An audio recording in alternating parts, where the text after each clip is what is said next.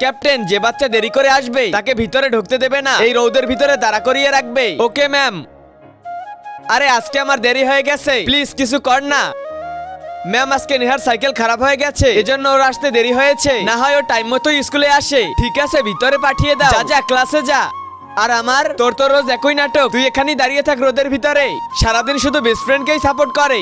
Captain, কি কত পরীক্ষায় নাম্বার পেয়েছে তা খাতায় উঠাও। মানসি, তোমার কত নাম্বার এসেছে? 4। রিয়া, তোমার 5।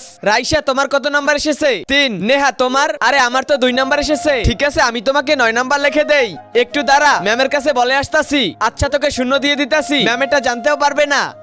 শয়তান একটা। হে আল্লাহ, পবিত্র কাবাঘর দেখার পর যে ভিডিওতে লাইক দিয়ে চ্যানেলটি সাবস্ক্রাইব করে দিবে, আল্লাহ তাকে হজ করার তৌফিক দান করো, আমিন। ক্যাপ্টেন, এই নাও বিস্কিট, সবাইকে ভাগ করে দাও। Okay ma'am. এই নে মানসি, এই নে রাইসা, নেহা এই নে। দেখলি, ক্যাপ্টেন ওর বান্ধবীকে 2টা বিস্কুট দিয়েছে আর আমাদেরকে একটা একটা দিয়েছে। হ্যাঁ, ক্যাপ্টেন ওর বান্ধবী বলে কথা। হ্যাঁ।